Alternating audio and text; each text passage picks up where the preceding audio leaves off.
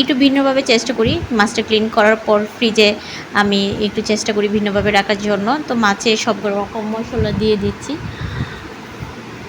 এভাবে মশলাগুলো দিলে ফ্রিজে একটা বাজে মাছের স্মেলটা নাকে লাগে না, আর মাছটা কেমন একটা শুটকি স্মেল আসে, ওরকমটা লাগে না মশলা দিয়ে রাখলে। আর এইদিকে আমি ব্যালকনিতে চলে আসছি। আমার ব্যালকনিতে লেবু পাতা আর গাছ হয়েছে। লেবু পাতাটা আমি ছিঁড়ে নিচ্ছি, কচি লেবু পাতাগুলো আমি দেখে নিচ্ছি একদম নরম যেগুলো লেবু পাতাগুলো।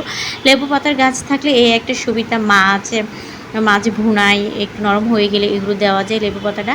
তো আমার লেবু পাতার এই গাছটা আমার বহু কাজে এসেছে।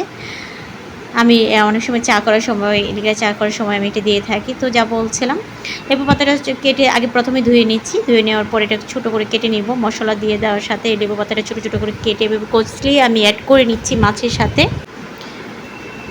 একটু মাখা মাখা করার পর এই লেবু পাতাটা যে কচলিয়ে নেওয়ার পর এবার প্রসেসিংয়ের পালা। আমি একটা ভালো এয়ারটাইট বক্সে করে রেখে দিব। এটা 1 সপ্তাহ বুঝ চলবে। অন্যান্য মাছও আমি এভাবেই, সব রকম মাছ আমি এভাবে সংরক্ষণ করার চেষ্টা করি।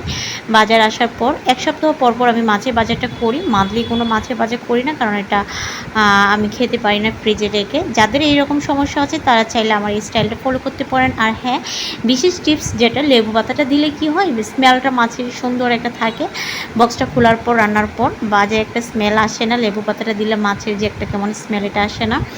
আর আপনারা যারা লেবু পাতা নেই তারা চাইলে লেবু কেটে এরকম টুকরা টুকরা করে এটার সাথে মিক্স করে নিতে পারেন এবং সাথে দিয়ে দিতে পারেন। বক্সে রান্না করার সময় হয়তো ফেলে দিলেন। এই তো হয়ে গেল আমার এই প্রসেসিংটা। আমি আজকে এই মাছটা আপনাদেরকে প্রসেসিং করে দেখালাম। কেমন লাগলো লাইক, কমেন্ট, শেয়ার করে অবশ্যই আমাকে জানাবেন।